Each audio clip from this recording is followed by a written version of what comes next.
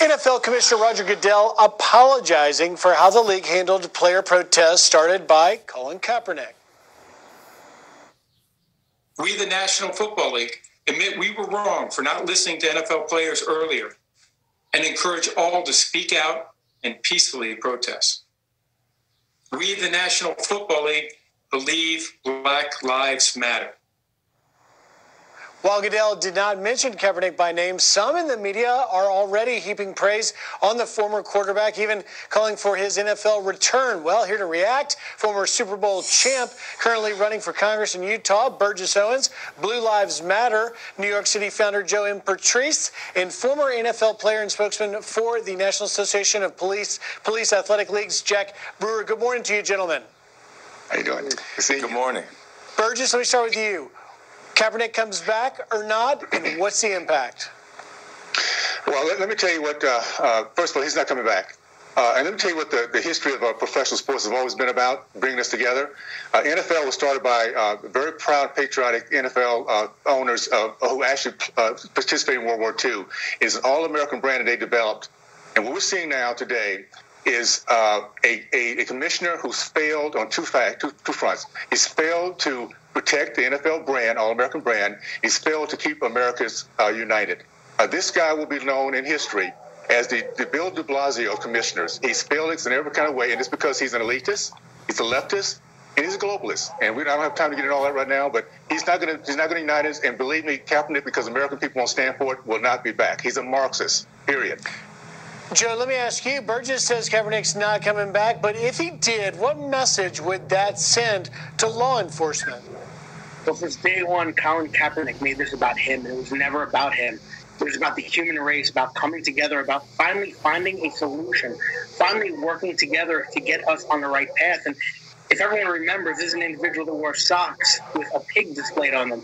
He was never a fan of police officers. And it would be something, just like when the incident happened with Nike and he was on the forefront of their ads, that police officers would not be very fond of. Jack, let me ask you, you work with youth, with young black men and athletes, high school students right now. What does this decision mean to them? Did they look up to Kaepernick? Do they want him back? And if he does go back, what message does it send to those youngsters? Many of them do. You know, I mean, we have a media that paints the narrative, right? Media loves to have the divide in our nation. And I think, you know, this is another one of those times. We talk about oppression and oppressed people. You know, those same kids that you mentioned, 71% of high school dropouts don't have fathers at home. You know, over 80% of teen suicides come from kids that don't have fathers in the home. So the family unit is the real oppression. That's where you got to start. And you got to start with all these policies that disincentivize fatherhood. If you want to get to the root of the issue, let's have the conversation about the family unit and the family structure coming back in Black America. That's the real conversation, but they don't want to have that conversation. They want to talk about symbolisms and they want to talk about flags. You know, whose side are you on? President Trump? Are you on Colin Kaepernick's side? All of it is craziness because everyone that I just mentioned, President Trump has done more for blacks than any president in history. Colin Kaepernick goes out and helps blacks in the community. Why can't we come together? Everyone wants the same result. We have a different approach on how we do it. We're Americans. That's what we need to do. Yeah. Oppression cannot be a political debate. It's not right.